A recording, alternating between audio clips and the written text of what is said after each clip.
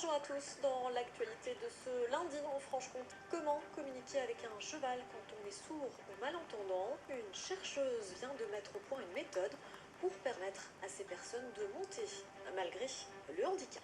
On s'intéresse maintenant aux chevaux et aux sourds et malentendants. Difficile pour eux de commander un cheval à la voix. Une jeune chercheuse a mis au point une approche de consigne par le corps et ça marche. Regardez reportage à Cromary en Haute-Saône. Maxime Villerillo, Philippe Harvé. C'est une première en France, un stage d'initiation au comportement animal avec un groupe de sourds et malentendants. Une initiative portée par cette jeune femme, docteur en éthologie et galopette en équitation. Du très haut niveau, avec une approche singulière, sa jument de 19 ans ne connaît pas le mort aux dents ni la cravache. Tout est dans la communication corporelle. Pour cette jeune cavalière, c'est l'explication des refus observés dans un manège traditionnel. Donc en fait, elle était sur un cheval et donc elle a essayé de faire tourner et c'était pas comme ça qu'il fallait faire. Ah oui, il fallait aussi mettre les jambes en fait. Elle avait mis que les mains. Oui.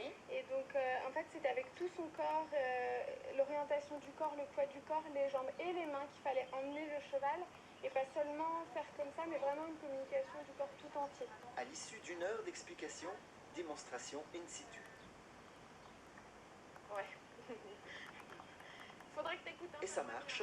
La jument, Mafalda, exécute tous les ordres, sans renâcler. Et la leçon se poursuit avec Manon, Voilà. qui applique les consignes pour la première Ça fois. va? Et tu l'arrêtes avant de venir là pour travailler justement l'arrêt ou la transition jusqu'au pas. Voilà. On est habitué à autre chose avec des morts où on tire. Là, c'est vrai aussi qu'on a quelque chose de beaucoup plus fin, de plus sensible. C'est incroyable. Le cheval est vraiment très fin dans les réponses.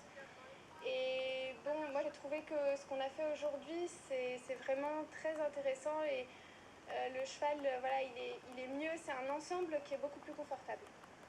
Un succès pour Amandine, qui a mis des années à peaufiner cette approche et qui peut en faire bénéficier un public souvent délaissé.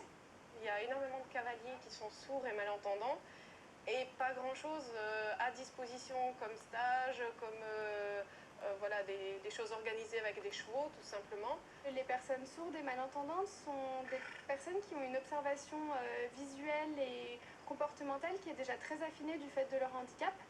Et c'est vrai que particulièrement cette approche-là leur permet voilà, d'avoir une équitation respectueuse et qui leur convient peut-être mieux encore que l'équitation traditionnelle. Le stage se poursuit durant l'été avec 4 autres dates d'ici le mois de septembre.